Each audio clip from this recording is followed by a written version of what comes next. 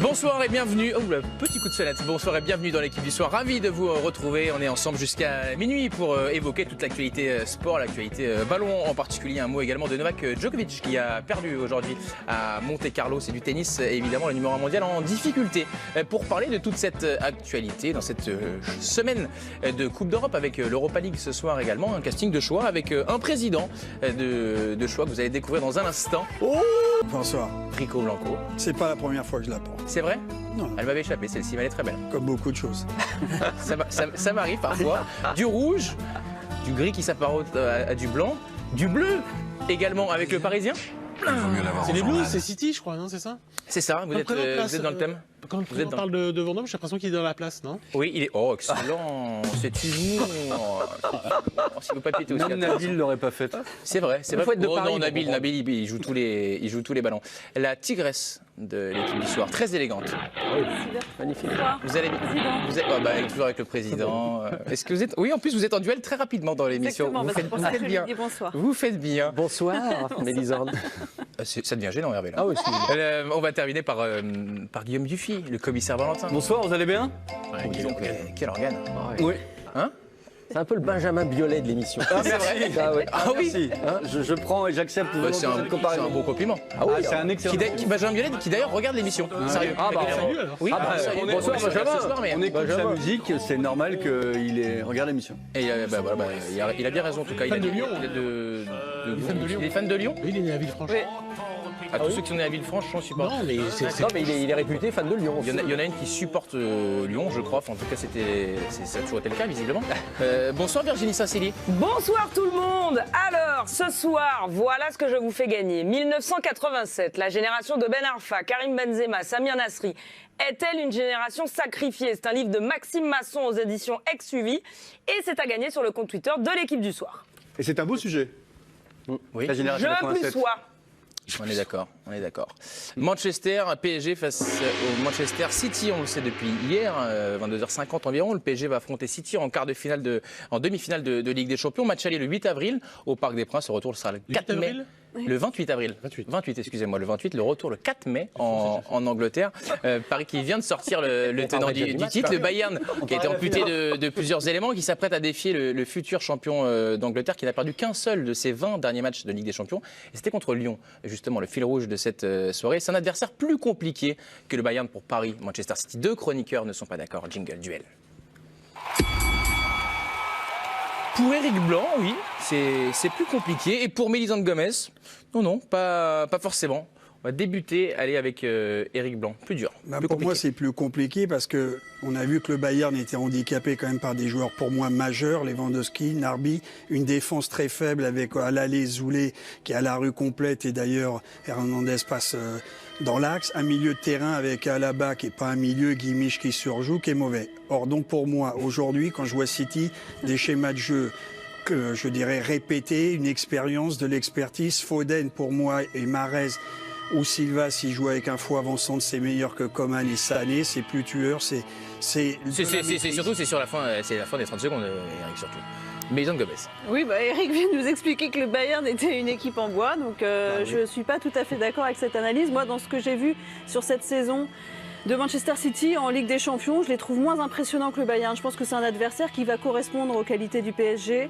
Parce que voilà, ils prennent des risques en défense. On l'a encore vu hier contre le Borussia Dortmund, qui n'est pas une équipe aussi armée que Paris. Ils peuvent être vite exposés face à une équipe de transition rapide. C'est tout à fait le profil du PSG. Et je pense que rien ne peut être moins compliqué pour le PSG maintenant qu'il a éliminé le Bayern. Parce qu'il y a aussi de se mettre du côté du PSG au niveau de la...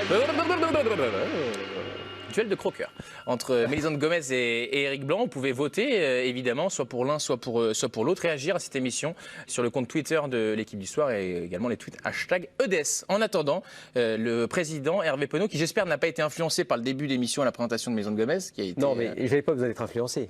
Chaos, mais c'est terrible. Pour Éric, c'est quasiment du Hagler-Hearns. C'est-à-dire qui titube au bout d'un moment, hop, il tombe à terre. Éric, enfin, soyons sérieux.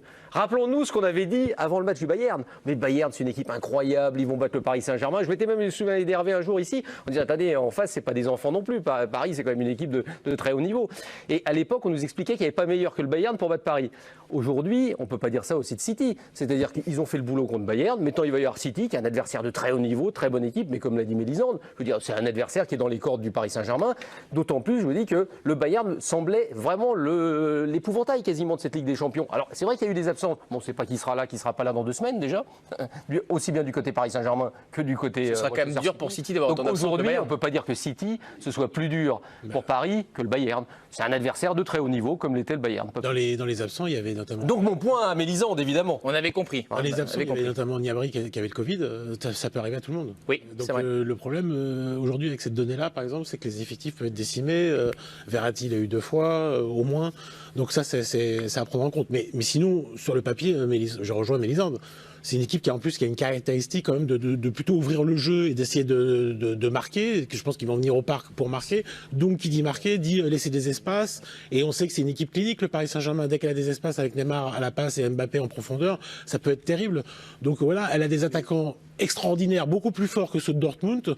Je vois pas Paris ne pas marquer, je vois pas Paris ne pas faire trembler City. Ça va être jouable. C'est évidemment un adversaire énorme, City, mais c'est jouable. On peut pas dire que Paris va avoir plus dur à faire que face au Bayern. Regardez quand même les statistiques qu'on a ressorties avec les équipes qui préparent cette émission. Ligue des Champions, 3 buts encaissés en 10 matchs.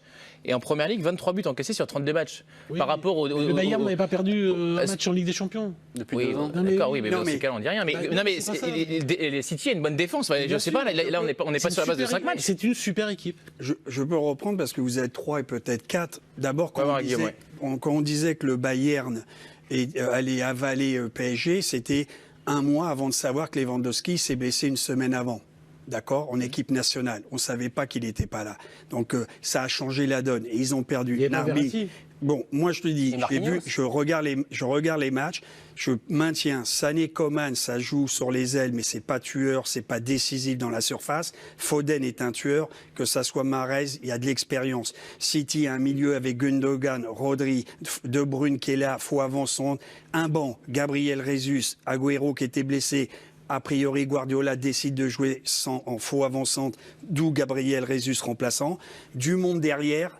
Diaz en défense centrale. Non, mais il n'est pas question de dire que City, c'est une petite équipe. Non, mais juste une chose, Hervé. Moi, j'ai dit que ça serait plus compliqué. Mais il y a 15 jours, on m'avait dit que Porto-Dortmund, avec des gens autour de la table, que c'était des équipes, fallait surtout éviter de temps en temps. Moi, j'avais dit que c'était le meilleur tirage. PSG ne l'a pas eu, les deux sont tombés. Déjà, première chose. Et là, moi, je te regarde, tu m'as dit, on rigolera. On verra le 4 mai. On rigolera. Non, tu m'as dit... KO, tu m'as fait comprendre. Non, mais je n'ai pas dit que Paris Saint-Germain passera, attention. Moi, je t'ai dit, est-ce que c'est plus compliqué? J'ai pas dit qu'ils les battront. J'ai dit que c'est plus compliqué que le Bayern que j'ai vu, même s'ils ont fait un énorme match à l'aller. Et après le match, après le match, on va regarder City. Imagine que Paris Saint-Germain marche sur City. Je dis n'importe quoi. À la fin, je dirais, tu vois, finalement, avant, on était obligé de jouer. On a bien compris. Et là, juste la dernière fois, c'est quand même une équipe qui n'a pas gagné ses 2 matchs à la maison. Qui? Je ne sais pas de qui je parle. Le Paris Saint-Germain, qui a fait match nul contre le Barça et qui a perdu contre le Bayern. Qui n'a pas gagné à la maison 2 fois. Et puis les a gagnés à Guy en Ligue des Champions. C'est tout. Mais les a gagnés à l'extérieur. Messieurs, on peut faire une place quand même à Guillaume Dufy, qui est étonnamment bien sage, bien calme. Mais je me dis que ça ne durera peut-être pas très longtemps. Entre ce débat où est-ce que Éric Blanc est seul contre tous, ou est-ce que vous allez venir à sa rescousse? Non, je ne vais pas venir à sa rescousse. Je ne vais pas venir à sa rescousse. Je pense que City est un adversaire largement à la portée du Paris Saint-Germain, surtout si le Paris Saint-Germain largement. Mais ça ne veut pas dire qu'ils vont passer. Non, mais largement. Il est moins un sens. Mais il a le droit de le dire. Bien sûr. Je ne suis pas un héros. Un spécialiste de City, mais les dernières rencontres de City, les rencontres que j'ai pu voir la saison passée, l'équipe est à peu près le même, la manière de jouer est à peu près la même aussi. En Ligue des Champions, il y a de la place pour faire mal, il y a de la place pour appuyer, il y a de la place pour... Ils ont pris 3 buts depuis le début de saison. Mais attends, Bertrand, contre qui ils ont joué? Contre Borussia Mönchengladbach? Non, mais sans il y a de la place pour que le jeu de transition de Paris Saint-Germain fasse mal, mais Manchester City est collectivement, comme le Bayern, beaucoup plus costaud aussi que le Paris Saint-Germain. Donc c'est un adversaire à la portée. Je pense que c'est un duel carrément équilibré. Avant la blessure de Lewandowski, très franchement, j'étais persuadé que le Bayern allait passer, parce que je pense que le Bayern, collectivement, dans la... Et même avec les dans les il y avait un coup à jouer, Guy. Même avec moi je pense que c'était beaucoup plus compliqué, surtout... Oui, mais enfin, il n'y avait pas Verratti, il n'y avait pas Marquinhos. Moi, j'ai encore le match aller. J'ai match aller, Marquinhos était là sur les 30 premières minutes, et le Paris Saint-Germain a aussi souffert. Collectivement, Paris, ce n'est pas City, ce n'est pas le Bayern. Mais le football de Paris convient à celui du Bayern et convient à celui de City. Justement, par rapport à ce que disait Mauricio Pochettino, c'était avant le match retour contre le... Ah non, mais les mots ont un sens. Président, là, hop, les mots ont un sens. Oui, il a dit lui-même qu'on pouvait dire les deux. Donc dans les deux, il y a Pochettino. Vous êtes gentil, vous faites perdre du rythme à l'émission, c'est inadmissible, ça arrive. Donc c'est la dernière fois. Non, Mauricio Pochettino, la veille du match retour donc face au Bayern, qui disait que le PSG devait être imposer ses idées, être dominant. On écoute Pochettino et on revient. Pochettino. On sait comment joue le Bayern et je ne pense pas qu'ils vont changer de style de jeu. On essaiera d'imposer nos idées. Le football, c'est un jeu et on verra qui aura le contrôle et qui imposera ses idées. Nous devons bien défendre, garder le ballon et attaquer pour faire mal à notre adversaire. C'est notre défi pour demain, après un match gagné à l'extérieur. Demain, on a besoin d'attitude et d'aptitude à garder le ballon. Le jeu sur les côtés, c'est l'une des qualités du Bayern. Nous avons souffert à l'aller, mais nous avons gagné. Nous voulons gagner mardi et corriger les choses. Ça enrichit clairement le débat. Alors, je vais pas faire d'excès de zèle en remettant un carton. Ça me paraît pas totalement inintéressant quand même. Mélisande, quand il dit on essaie d'imposer nos idées, est-ce que face à une équipe de Guardiola, le Paris Saint-Germain va être obligé de s'adapter, donc de défendre et de piquer en contre, ou on peut imaginer qu'ils fassent le match de la possession? Enfin, comment est-ce qu'ils peuvent contrecarrer les plans de Guardiola? Il faut se méfier des déclarations de Mauricio Pochettino ou de Pochettino, comme vous voulez, en conférence de presse, puisqu'il enfonce un peu c'est un peu de la naphtaline. Oui, alors il va imposer ses idées. Bon. C'est de la com, je trouve, d'un ennui mortel. Et si on fait le match des confs de presse, là, pour le coup, Guardiola part avec un avantage, parce que quand il parle de jeu, c'est toujours un peu. Oui, mais il y a quand même une évolution entre l'aller et le retour sur le Bayern. Oui, alors, il a pas. Ça, c'est sûr. Oui. Ce qui est sûr, c'est qu'il n'est pas parti pour subir, parce que je pense qu'ils n'auraient pas pu faire 2 matchs en subissant autant. Et d'ailleurs, ils ont beaucoup moins subi au retour, alors qu'on s'attendait, vu la jurisprudence Barcelone d'avant. Ils ont eu des occasions très nettes, ils méritaient au point de gagner ce match, et c'est le match qu'ils ont perdu. À l'inverse, voilà, c'était un peu les 2 matchs en trompe-l'œil. Contre City, je ne pense pas que tu puisses partir en disant on va garder la possession du ballon. Parce qu'en plus, ça les arrangerait presque. Alors, regarde, même le Leeds de Bielsa, qui est quand même le chantre de la possession, de l'attaque, des prises de risque, ils ont dû cadrer 2 tirs. Mais ils étaient à 10. Hein. Oui, et en plus, là, il y a une vraie différence technique entre les 2 11. Donc, on ne peut pas faire de miracle. Je pense qu'il faut les laisser prendre les risques, s'exposer et les frapper là où ils ont mal. Ce qui va changer pour City, c'est qu'à mon avis, dans leur parcours européen et même en championnat d'Angleterre, ils vont rencontrer pour la première fois des attaquants qu'ils ne rencontrent jamais.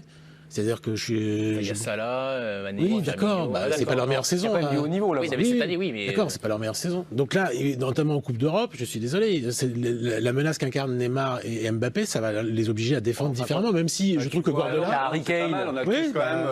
Et Harry Kane. Mais c'est pas du niveau de papier sur Haaland pour le présenter comme. Mais j'ai le droit de penser que. Mais il a raté ses matchs là pour le coup. Haaland quand même, j'ai le droit de penser. Non, mais quand même que et que Neymar et Mbappé ensemble, c'est supérieur à l'attaque de Dortmund. Mais tu peux pas quand même dire qu'en Angleterre, là, il y a parmi les meilleurs attaquants du monde, ils n'ont pas rencontré des joueurs de très haut niveau. Harry Kane, c'est un monstre. Mbappé, il n'a pas toujours été monstrueux. Là, il l'a été sur les matchs de Coupe d'Europe, il n'a pas toujours été. Neymar, bon, c'est assez plein de son comportement un peu fluctuant parfois. Ses absences. Donc, ses absences. Donc des joueurs de très haut niveau en Angleterre, les Salah, les Mané, les Harry Kane, les Cavani qui est là-bas, ça m'en vient. Plus tout. C'est dans 15 jours, il peut s'en passer des choses. Aujourd'hui, je trouve que l'effectif de City est complet. L'infirmerie est vide. Je pense que l'infirmerie est vide. Je pense que Guardiola a cette possibilité de faire tourner parce que City est déjà champion, même si mathématiquement c'est pas jouable. Donc il y a une gestion du temps qui peut être bénéfique à City. Nos amis parisiens en championnat. Ça reste quand même un objectif majeur, n'ont plus le droit à aller... Des années, ils avaient 15 points d'avance et on disait que c'était mauvais pour eux pour jouer la Coupe d'Europe parce qu'ils avaient 15 points d'avance et qu'ils étaient tout mous. Certains disaient... Oui, mais tu vois, c'est réversible comme argument. Non, ce qu'il y a, c'est que déjà, c'est le match aller avec ce but à l'extérieur, donc il va falloir que le PSG gère différemment. Moi, ce que je vois, c'est sur les 2 matchs retour dans le jeu courant. J'emploie cette expression au rugby, ils n'ont marqué qu'un but sur penalty. Lorsque l'Anglais marche sur le pied d'Icardi à 5 mètres et le ballon était dans les mains du gardien, donc ils peuvent avoir 0 alors qu'ils ont une attaque de feu. Ils ont pris un poteau, une transversale, mais ils ont mis un but sur penalty sur les 2 matchs au Parc des Princes. C'est incroyable par rapport à la force de frappe. C'est vrai qu'au Parc, il y a un petit souci. C'est incroyable. Et moi, je dis que City, ils doivent s'inspirer d'une chose, c'est du match retour de Barcelone. Parce que au retour de Barcelone, ils ont été avalés comme jamais. Et que City, je pense à les joueurs, et leur force pour moi, c'est qu'ils ont plusieurs buteurs. Et ils ont des joueurs qui peuvent marquer, être très efficaces. Et Barcelone au retour, s'ils sont efficaces, et on va dire qu'il y a 3-1 à la mi-temps, on ne parle plus. Et on n'a jamais vu un PSG aussi dominé. Alors, moi je pense, juste une chose, c'est que City, vous pensez qu'ils vont aller à l'assaut, ils sont, je trouve, 10 fois plus équilibrés qu'avant, qui sont plus concentrés. Guardiola fera plus du tout, je dirais, à chercher une nouvelle tactique, parce qu'il s'est perdu devant Lyon, à essayer un truc qu'il ne fallait pas. Ils ont échoué depuis 4 ans. Ils ne passeront peut-être pas, mais ça sera une équipe plus compliquée que le Bayern qui s'est aligné, celui que j'ai vu jouer. Mais il y a un élément qui est quand même important, il ne faut pas oublier, c'est l'histoire de Guardiola avec Manchester City en Ligue des Champions. Oui. Et mine de rien, il y a une sacrée pression sur ce Manchester City-là. Bien sûr, Paris, on les attend loin, mais Pochettino, ça ne change rien pour lui. Enfin, même s'il est éliminé en demi-finale, il sera entraîneur du Paris Saint-Germain l'année prochaine. La rencontre, hein. Oui. L'émotion de Guardiola, c'est incroyable. Parce que, exactement, c'est Guardiola, il a l'impression que c'est... Alors, je ne dis pas que c'est cette année ou jamais, parce qu'il sera là certainement encore il sera l'année prochaine à Manchester City, mais on sent qu'il y a quand même une forme de deadline pour lui avec Manchester City. Donc tu me dis, il ne fera pas d'essai. Moi, j'en sais rien, il est toujours capable. C'est pire au PSG avec Neymar Mbappé qui ne la gagne pas, qui s'écroulerait. Lui, il n'a pas été viré, il le garde. Au PSG, il joue tout sur ce match-là. Crois-moi que s'il perd en demi-finale... Non, mais Guardiola, l'image de Guardiola, un peu... Non, mais ça... Son image, il l'a faite, elle est parfaite. C'est le meilleur entraîneur de tous les temps. Ton argumentaire, Eric, quand tu dis Paris n'a marqué qu'un seul but au Parc et c'était sur penalty, tu oublies qu'il y avait des matchs allés.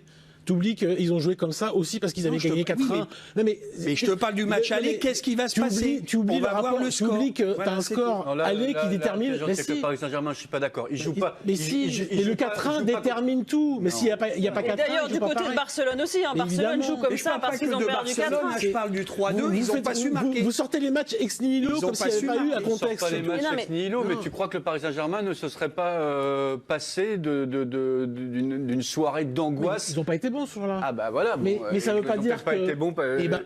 Tu dis qu'il y a un problème au Parc. Par exemple, contre le Bayern, ce mardi, ils étaient bien meilleurs au Parc. Ils ont perdu pourtant. Donc après, ça reste du foot. Tu tapes sur la barre. Mais par contre, je veux revenir sur l'argument. Tu me parles parce que moi, c'est pas les critiques de Guardiola. C'est savoir qu'aujourd'hui, lui-même, il a une immense pression parce qu'il sait bien qu'il allait à Manchester City. Il n'est pas sur le terrain après RB. Non, mais je veux dire, c'est l'un des rares entraîneurs est capable. On a vu qu'il avait il est capable parce que tu me dis, il va rien changer. Et bon, on verra. Moi, je suis pas certain qu'il va pas se dire, tiens, contre Paris, je vais avoir un plan anti-Mbappé, anti-Neymar, je vais trouver quelque chose de nouveau et on va se retrouver face à une équipe très différente. Parce que c'est l'un des rares entraîneurs à avoir cette capacité à changer au cours d'un même match 5-6 fois s'il le faut et pourquoi pas de préparer son match en pensant Paris Saint-Germain, pas en pensant ses propres forces, mais en pensant aussi les forces adversaires. Donc ça sera intéressant à voir. Donc c'est pour ça que je ne suis pas certain qu'il sera plus prudent, il ne changera rien. Il ne va pas sortir un truc que pour Mbappé. Il est imprévisible. Mais il a fait jouer Zinchenko hier. Mais parce qu'il était... Non, il y avait Cancelo qui était sur le banc. Mais pourquoi? Parce qu'il s'est dit, sur ce match-là, je préfère mettre Zinchenko que Cancelo. Que Cancelo. Mais non, mais c'est encore une manière pour lui d'avoir eu un petit truc par rapport à la marge, comme le PSG change 2-3 joueurs à la marge de temps en temps en fonction, bien sûr, des blessures. Là, il n'en avait pas. Moi, je te dis simplement, j'en sais rien. D'ailleurs, on peut le dire. Moi, j'ai pas de souci. Je défends quelque part City parce que je te dis, je suis le seul autour de la table, je suis un mauvais français, je le dis, je suis pour City. Mauvais français. Si je vous demande à vous pour qui vous voulez, vous allez dire le PSG. Mais non, mais moi je m'en moque. Je te pose la question. Moi je suis pas supporter. Toi, tu vas dire oui, je suis pas. Mais non, mais Eric, moi je veux voir City. Je veux voir. Je suis pas supporter de City. Après Eric, il y a beaucoup de journalistes autour de la table, sincèrement. Enfin, moi je me lève pas le matin, on s'en fout quoi. Dire que ce soit l'un ou l'autre, les journalistes, donc c'est un peu compliqué.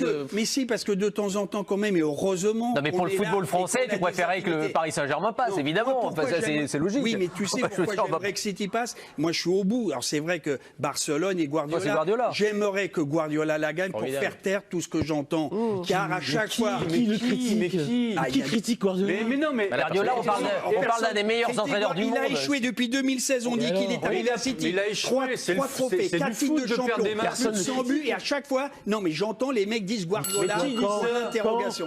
Mais le gars, il ripollinait du C'est soir au comme matin, avec meilleur entraîneur du monde. Mais pas vous, Ah bon, bah, Mais en revanche, Mais peut-être personne- Bertrand de temps en temps. Non, mais- Ah oui, sur Guardiola, oui, c'est bien Non, mais connu. là, j'entends Non, la Eric, presse. Eric. Non, Vous êtes très- non, mais Eric, Guardiola, je veux te dire, je pense qu'il veut la gagner pour lui.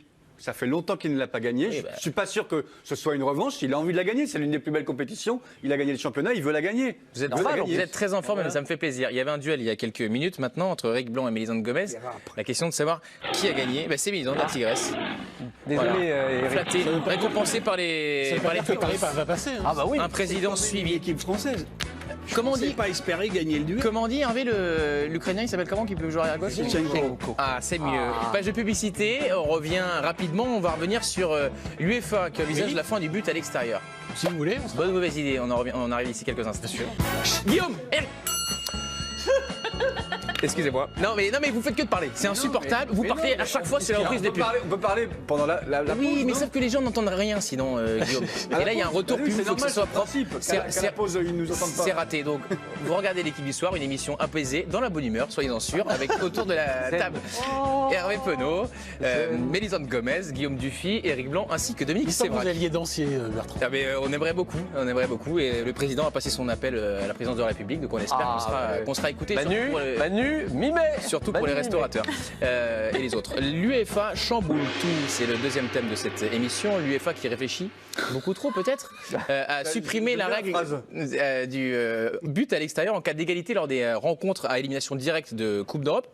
Cette règle qui existe depuis 1969 et la commission donc des compétitions qui devrait trancher fin mai entre ceux qui souhaitent voir la donne changer uniquement sur les prolongations, c'est d'ailleurs l'idée première, et ceux qui veulent étendre ce changement au temps réglementaire également. Donc l'UEFA qui envisage la fin du but à l'extérieur. Est-ce que c'est une bonne ou une mauvaise idée? Habillage à l'américaine. Dominique Sévrac. Mais non, mais moi, ça fait partie du scénario, de la dramatique des matchs. Je trouve que ça rajoute un sel incroyable. Ça permet aussi à Assouli parfois de nous donner quelques moments de radio magnifiques contre l'OM et Mola Un ancien journaliste, journaliste. Tout le monde a écouté cet extrait-là. Ils me font douter ces Tchèques. Parce qu'on a tous à un moment donné calculé dans notre tête, mais attends, là, s'ils gagnent 2-1, on s'est tous trompés, donc c'est pour ça que ça nous fait rire. Et donc oui, c'est un piment supplémentaire du football, donc moi je n'ai pas envie de m'en passer. Donc il ne faut pas s'en passer pour Avi Assouli. C'est une manière de voir, ça résume. Non, le piment, la dramatique que ça donne. Avi Assouli fait partie de l'histoire. C'est vrai, c'est vrai. Suiveur marseillais. Non mais tu parles de suspense là, par exemple, tu arrives à la fin du temps réglementaire, tu es à 3-3, tu continues, le suspense reste entier. Je parle du match Paris Saint-Germain-Bayern, si t'as pas les buts qui comptent double en cas de match nul à l'extérieur. Oui, non, mais tu peux toujours rajouter. Bon, donc, non mais je vois pas. Non mais aujourd'hui je vois plus l'intérêt de ça. Ça c'était un truc qu'on se disait comme les gens ils mettaient le bus. Donc à un moment si vous marquez à l'extérieur ça prouvait que vous étiez un peu plus offensif. Donc c'est une prime à ceux qui à l'extérieur faisaient des efforts. Aujourd'hui c'est beaucoup moins le cas. Et puis entre les grosses équipes ça attaque de tous côtés. Il y a plus tellement de calculs. Alors après on peut se retrouver sur un match comme hier où effectivement Paris Saint-Germain ne marque pas avant-hier, ne marque pas alors qu'ils ont eu beaucoup d'occasions. Alors ça les pénaliserait si ça s'était passé à l'extérieur. Je trouve ça un peu ridicule. Vous êtes à 3-3, il y a une prolongation et puis ça y est, on passe à autre chose. Maintenant, il faut dépasser ça. Ça a pu exister à une certaine époque, on peut comprendre pourquoi. Aujourd'hui, on est passé dans une ère nouvelle. Au contraire, c'est du jeu, un peu plus de jeu. Et profitons-en. Il y a encore quelques équipes qui jouent bloc bas quand même en Ligue des Champions. Bien sûr, il y en a. Donc il y a quelques équipes qui ne prennent pas de risques. Dans les 8, il y en a quand même peu là. Non mais l'Atlético. Plus t'avances, moins il y en a. Bah oui, mais enfin bon, la véritable Ligue des Champions, elle commence pas en poule. On s'ennuie lors des matchs de poule. Elle commence en 8e et en quart de finale. Vraiment. La vraie Ligue des Champions. Par exemple, il y a encore des duels déséquilibrés quand même. Messieurs, dames, sur l'histoire récente de la Ligue des Champions et les matchs qui ont marqué les esprits, la remontada al 6-1, bon, c'est un souvenir négatif, on s'excuse auprès des supporters parisiens, mais ça n'existe plus. Hein. Mais ça existait, mais... Si on enlève... Si on enlève ça, bien sûr, il y a plus cet ingrédient. Et alors pas très grave.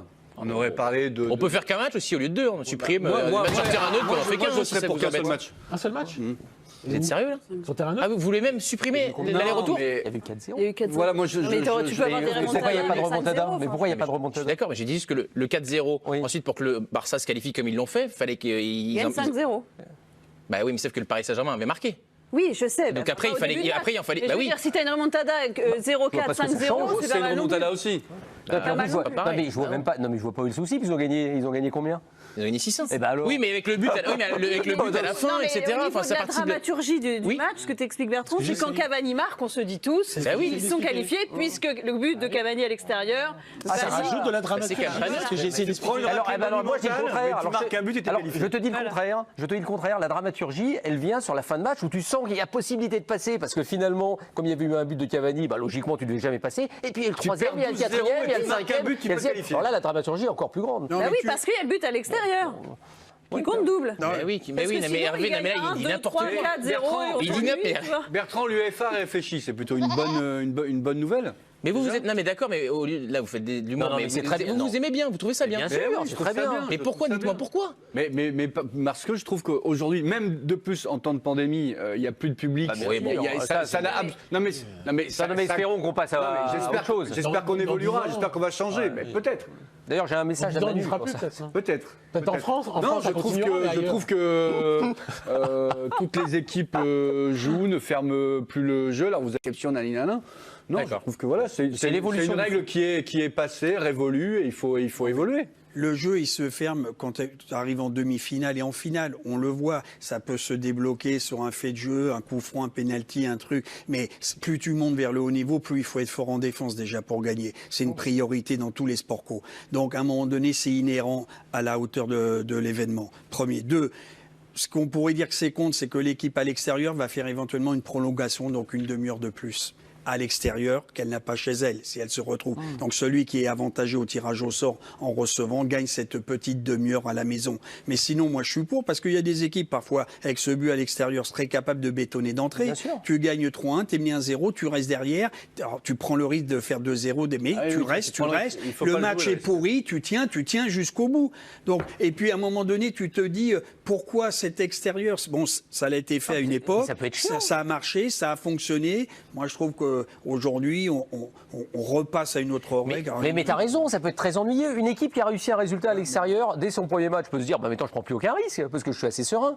Bah oui, bah C'est ce que ça j'ai marche pas donc, comme ça. donc, il Mais vaut Paris mieux avait laisser gagné. ouvert le football. Paris avait Mais gagné Paris a 4-1. gagné. Paris Et avait pas gagné ces 4-1 au match petits- aller. Ça n'a pas empêché un C'est super des match au petits retour. calculs d'apothicaire qu'on a eu pendant quelques années. Toi, Bah, t'es depuis resté un peu- 69, hein. Bah, et alors Mais moi, ce que je c'est comprends pas parce pas, qu'en Hervé, pourquoi 69 c'était comme ça jusqu'à aujourd'hui qu'on peut pas changer. une très belle Allons année. vers le mieux, allons vers le beau, allons vers le On a fait le cette règle spectaculaire. justement pour éviter les calculs d'apothicaire et tu nous expliques qu'en fait ça provoque les Aujourd'hui, calculs c'est d'apothicaire. aujourd'hui c'est le demi. Mais pourquoi? Parce que tu connais, Mélisande, on vous fait êtes des d'accord avec règles. moi, en fait Donc Mais bien sûr, mais je suis Non. toujours d'accord avec vous, bébé. mais pourquoi? Parce qu'on fait des règles au départ, on fait des règles et après on essaye de savoir Ouais. comment les contourner. Donc c'est devenu maintenant, on est arrivé au Mais bout oui. de cette règle-là, faut passer à autre chose. Mais comment tu sais qu'on est arrivé au bout? Ça date de À quel quand? moment tu t'es dit À cette quel règle moment n'a pas t'as de fait sens ça? Je me suis- l'UEFA a décidé de réfléchir. Je me suis dit ça, je me suis dit ça. Mardi matin, non? Mais non, mais C'était parce- le non, mais 12 août. l'UEFA, Un matin, je mais- me lève, j'ai dit tiens, tac, la L'UEFA, révélation. elle réfléchit parce que la Juve a été éliminée à cause de cette règle contre Porto et que les gars ils font disons du les lobbying choses. et que du coup on dit c'était pas terrible votre règle du but à Mais Lisande- l'extérieur là, il a appelé André Agnelli et du coup il dit ah ouais c'est vrai peut-être la Ce qui est plus grave, Mélisande, c'est qu'on a retrouvé des archives de 2014 où Seb Blatter, alors président de la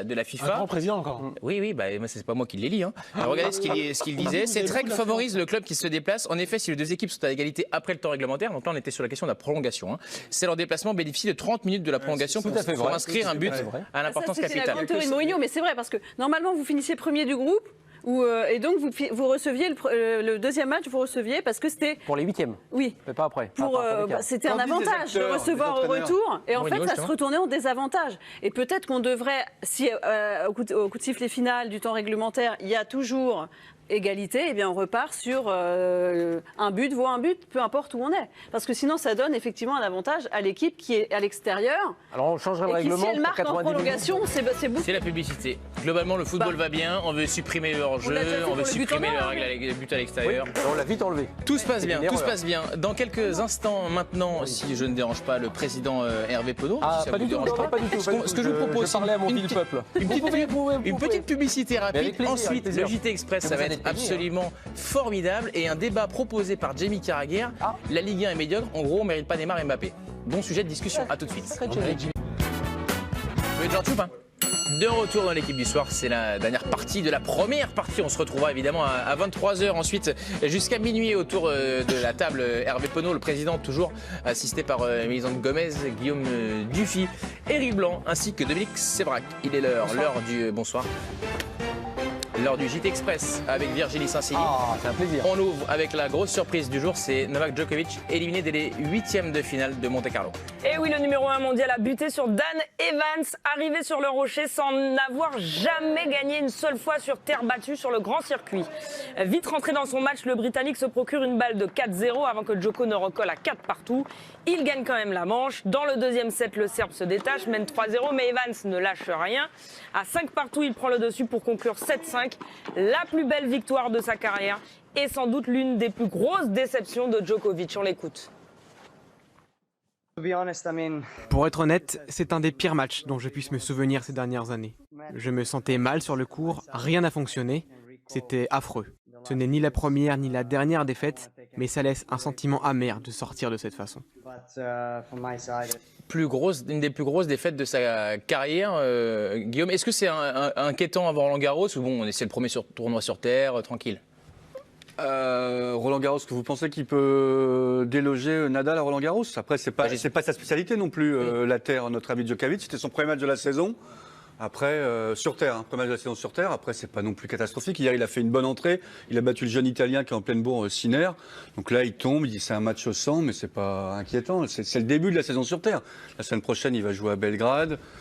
Ah, ça arrive de passer à côté d'un match, non? Une ville qu'il connaît bien, je crois. Ça fait pas de lui là, un mauvais joueur. Et encore une fois, c'est pas un joueur de.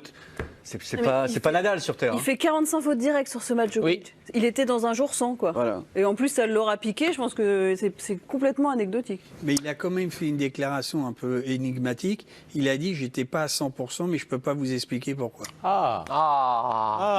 Et en Australie, il a Les gens, dit. on a relayé en reste qui. Eric, t'as pas enquêté quand t'as Est-ce que su ça? le Joker recommence à se dire pour ça, il protège sa défaite, il trouve des explications. C'est pas le genre. Non, mais pourquoi il sort ça? Et est-ce qu'il avait des problèmes? Et après, en face, c'est pas un peintre. Evans, il a failli battre Federer pour son retour. C'est un bon joueur anglais. Alors, sur terre, c'est pas non plus sa surface de prédilection, mais c'est un bon joueur. Tout est dit sur Novak Djokovic. Avant la réception de Lorient, Jorge Sampaoli qui évoque l'avenir de Steve Mandanda. Sera-t-il encore titulaire la saison prochaine? L'entraîneur de l'OM n'a pas tout à fait répondu à la question en conférence de presse. Il dit souhaiter le voir rester au club, mais dans le rôle du gardien numéro 1 ou pas? Écoutez sa réponse. Dans le système qu'on veut mettre en place, il faut que le gardien soit capable d'avoir le rôle presque d'un joueur supplémentaire, un joueur de champ, qui sache jouer comme un joueur de champ en dernier rempart, qui sache communiquer avec sa ligne défensive, mais le plus important effectivement est qu'il sache intervenir dans les moments décisifs en tant que gardien de but. Concernant Steve, au vu de son parcours, de sa personnalité, on aimerait qu'il reste au club, pour son expérience du club, pour son histoire avec le club. Si on pouvait l'inclure au projet, ce serait super. Ça, c'est la conférence de presse. Mais là, c'est pas là, y a rien à dire. porte ouverte. Là, ça veut dire que je dis des choses. Ah oui. Mélisande Gomez qui suit l'Olympique de Marseille pour le journal L'Équipe. Comment est-ce que vous interprétez ce qui vient d'être dit? Il est un passif avec les gardiens, Sampaoli. C'est que partout où il est passé, il a changé de gardien. On se souvient de Sirigu qui avait été vite écarté au profit de l'excellent parisien Rico. Sergio Rico. Par Oui, c'est vrai qu'il était à Séville. Voilà. Sergio Rico. Voilà, alors que pour beaucoup de spécialistes du poste, Sirigu est un meilleur gardien que Sergio Rico. Sauf au pied, peut-être. Donc après, il parle du jeu au pied. Bon, Mandanda, on aime ou on n'aime pas, mais il a plutôt un très bon jeu au pied. Donc c'est pas vraiment un argument en sa défaveur. On verra, mais c'est vrai qu'il a déjà changé d'entraîneur des gardiens. Enfin, il est arrivé sans, finalement, il en a pris un. Ça sent pas bon. Mais, non, mais c'est difficile pour Sampaoli de dire que peut-être Mandanda a un trop gros salaire pour les finances actuelles de Oui, mais c'est pas son rôle. Même s'il a. Oui, mais là, il a prolongé. C'est pas son rôle, mais c'est peut-être. C'est pas son rôle. Il prépare tout le monde. Ouais, mais il a prolongé. Ce qui est bizarre, là, Mandanda, ils vont pas non plus. Ce qui est bizarre, son contrat. c'est que là, à aucun moment, il parle de son niveau de jeu. Hein. Non. Il dit il peut nous apporter son expérience, il connaît le club, etc. Mais il n'y a pas un moment où il dit puis il est vraiment bon. Il en parle presque comme un ancien du club. Comme un ancien qui viendrait faire un rôle de presque d'entraîneur bis des gardiens. Non, Quoi. Tu vas nous aider à préparer le suivant. Quoi. C'est pas très. C'est pas très chaleureux, ouais. Non, oui, ça sent pas bon pour Stéphane. Non. Moi, En tout cas, quand même numéro 1. Ouais. Moi, j'ai une réflexion, c'est que c'est vrai que c'est un spécialiste des gardiens, Sampaoli. Il en avait 3 avec l'Argentine, ils étaient tous les 3 nuls en 2010. Mais heureusement qu'il a un coach adjoint. Après, le vivier, il est peut-être pas. Oui, pas enfin, dingue oui. en Argentine. Enfin, les 3 mecs que tu as vus, je pense que je pouvais faire le 3e. Quoi. Non, il était trop petit. Mais Voilà, ça c'est fait. Il était très grand. Luis Enrique. C'était plus grand, lui. Luis Enrique, c'est un Brésilien, lui, qui se confie sur ses difficultés d'adaptation à l'Olympique de Marseille. Il est revenu sur ses premiers mois agités dans la cité phocéenne. Justement, arrivé l'été dernier, il a déjà connu 3 coachs. Des changements qui le déstabilisent, d'autant plus que Sampaoli il a récemment utilisé un poste de piston gauche où il ne se sent pas à l'aise. Je dois améliorer mon travail défensif, mais si le coach veut me positionner plus haut, j'apprécierais, car c'est là où je joue depuis que je suis tout petit. Avec Villas-Boas, tout le monde parlait portugais, c'était plus facile pour moi de comprendre les consignes. Là, on parle en espagnol, mais aussi en anglais ou en français. Ça m'aide à progresser, à comprendre davantage. Après, l'aspect tactique et l'intensité des entraînements ne sont plus les mêmes. Oui, Guillaume? Ça me fait marrer parce que on entend déjà des voix, des gens qui regrettent le départ de Villas-Boas. C'était mieux avant. Enfin, je trouve que. Il le fait jouer maintenant. Oui, Il lui apprend. Il est là aussi. Non, mais il est là aussi pour essayer de mettre ses idées en place. Il joue dans une défense à 5 dans le couloir gauche. Le pauvre, on le présente. Bon, ça fait 2 matchs. Hein. Non, mais mais c'est parce qu'il y a d'accord, mais on le personne, présente il y a ils sont tous quelques blessés. semaines comme un attaquant capable d'apporter beaucoup, un attaquant. Ça va lui donner. Peut-être qu'il va finir gardien. Il va peut-être finir gardien à la place de. Et donc là, le pauvre, bon, ce sont des interviews. Moi, je suis content. Voilà, au moins, il répond. Non, il répond mais aux questions. attendez. Il est Il a un bon malheureux. pied. Il vit très mal les 3 changements d'entraîneur. Non, et puis il voulait peut-être un peu de stabilité à Marseille. Non, mais il ne faut pas oublier une chose, c'est que bon, déjà, il n'y a pas ma vie, certains joueurs ne sont pas là, mais peut-être que lui, Nagatomo. Sampaoli, lui voit quelque chose. Oui, Parce que moi, je me Il le souviens voit très bien de peut-être comme Karim un gardien, Benzema. Non, effectivement. mais prenons Karim Benzema. À l'époque, je suivais Lyon. On en discutait souvent avec Karim Benzema à la fin des Excusez-nous. entraînements. Hein Excusez-nous. Bah, à l'époque, il avait plutôt 18 Karim ans, Benzema et qui c'est un se jeune fait joueur. C'est toujours un mec super sympa. Mais il est formidable, Parce que Benzema. maintenant, il te Super parle mec, plus.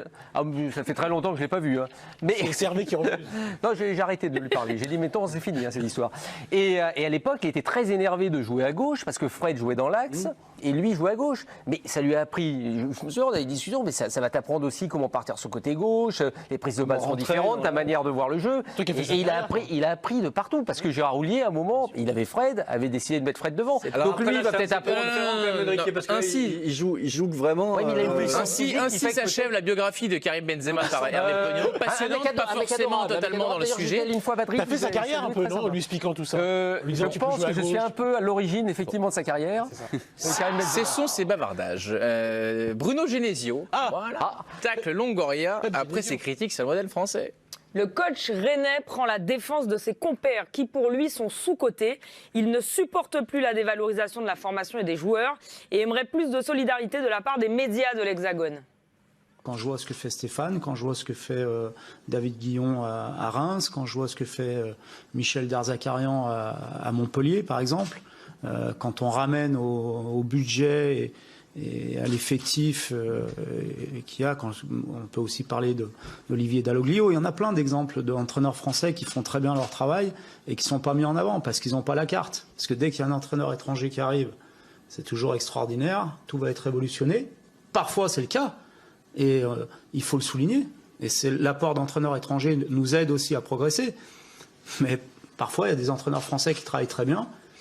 Et le travail de ces entraîneurs-là ne sont pas mis en avant. Forcément, tout le monde a beaucoup envie d'en parler. On n'en parle pas. Non, mais il a raison, mais il répond pas à la Longoria. Non, non, Il répond non. pas à la Longoria. Non, non. Il mélange Guillaume, deux choses. Guillaume. Vous serez en P2. Ça m'exaspère. Vous serez en P2, Guillaume. Vous allez venir à 23h. Il s'est calmé, oui. C'est le premier débat de la deuxième partie de l'émission. Voilà pourquoi on voulait vous diffuser cet extrait. Que celui-ci, c'est le plus intéressant. J'aimerais bien, mais je crois que Mathieu Maé en régie ne sera pas forcément d'accord. Mais moi, j'adorerais, je pense que c'est passionnant. Mathieu Mahé, c'est qu'il y a un président ici, donc c'est un peu moi qui décide. C'est lui qui vous a placé ici en attendant. Ah, On merci, connaît Mathieu Maé, les il a bien dates raison. des Je suis d'accord avec ce demi-finales. débat. C'est pas simple. On connaît les dates des demi-finales de la Ligue des Champions, Virginie. Ça y est, les Parisiens sont fixés sur la suite de leur programme. Ils recevront Manchester City au Parc le 28 avril et se déplaceront le 4 4 mai au retour. Dans l'autre confrontation, le Real accueillera Chelsea à l'aller le 27 avril avant d'aller à Londres le 5 mai pour le retour. Des transferts, en tout cas, du transfert. Julien Lafilippe qui prolonge chez Le Deconinck Quick Step. Oui, pas vraiment un transfert, du coup il reste. Son contrat va désormais jusqu'à 2024. L'équipe belge a annoncé la nouvelle ce matin. Le champion du monde reste donc lié 3 ans de plus avec la formation qui lui a offert ses débuts dans le monde professionnel. C'était la chose la plus logique à faire et à aucun moment il a été question de faire différemment. Voilà ce qu'il a communiqué. Je continue avec ma famille et je remercie les sponsors pour la confiance qu'ils continuent de me montrer. Un transfert, là, en l'occurrence, si vous me l'accordez, Gaël Fickou qui quitte le Stade français pour le Racing. Le transfert du centre international était prévu pour la fin de saison. Il changera de maillot plus vite que prévu, finalement, puisqu'il devrait rejoindre le voisin francilien dans les jours à venir pour signer son contrat. Ironie du sort, il aurait dû jouer une dernière fois sous les couleurs du Stade français samedi. Et face à qui ? Eh bien, face au Racing, justement. Le match a finalement été reporté. Les Ciels et Blancs ayant joué l'UBB le week-end dernier, où 2 cas de Covid ont été diagnostiqués hier. C'est le début de la fin. Ah oui, c'est pire que le foot en fait. Je suis d'accord parce que ça veut dire quelque part que le Stade français peut-être ne croit plus pour cette année en tout cas à la 6e place, même s'ils sont 8 ou 9 avec des points de retard. Fickou arrive, c'est vrai qu'Henri Chavancy est pété, le 3/4 centre. Oui. Donc le Racing va retrouver une paire de l'équipe de France, Vakatawa, Fickou. Mais moi je trouve ça un peu scandaleux. Ah oui, il faut le dire. Non, mais mouille-toi un peu aussi. À un moment, il faut que tu prennes tes responsabilités. J'ai l'impression que tu parce que toi, t'arrives avec les serviettes, le peignoir et babouche et tout. Ouais, mais attends, dès que j'arrive sur le ring, j'enlève le peignoir. Et quel corps? Et je monte pas sur le ring, à la différence de toi, parce que toi, t'y crois quand tu montes. Mais bon, non, mais plus sérieusement, pour moi, le rugby marche sur la tête. Et on se footballise et ça, c'est... Empire. Baskettise. Au basket, une semaine. Les gars, ils avaient un contrat qui avait une semaine. En plus, vous aimez le rugby. On sait qu'ils dorment. Le foot. Le foot, tu peux le critiquer, mais il y a quand même des périodes. Même tu parles de mercato à droite, à gauche. Mais il y a des périodes. Là, à 15 jours de la fin du championnat, il y a un type qui débarque chez le voisin. Moi, j'aime pas. C'est pas comme si l'entraîneur de Borussia Mönchengladbach avait déjà signé à Dortmund, par exemple. Ça pourrait pas arriver. S'il y avait un truc comme ça, on en parlerait. Évidemment. Ce serait le bouquet de roses. Excellent, magnifique. En NBA, Stephen Curry qui régale encore.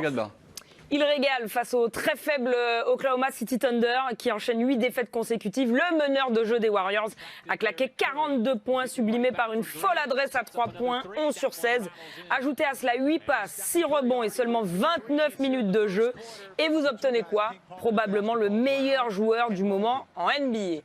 Mais l'image de la nuit, c'est ce panier à 3 points, à la fois fou et totalement improbable, de Luka Doncic au buzzer qui fait gagner des Mavs miraculés chez les Grizzlies, 114-113. C'est la 2e fois de sa carrière qu'il remporte un match sur le gong.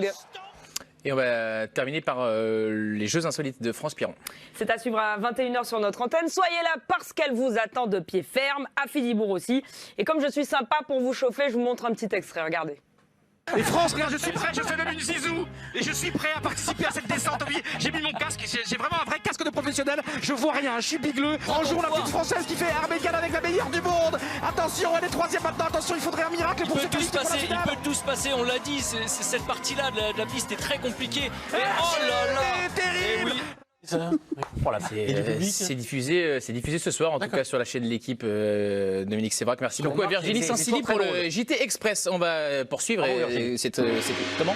Bravo Virginie. Exactement, on la félicite. La Ligue 1 est médiocre.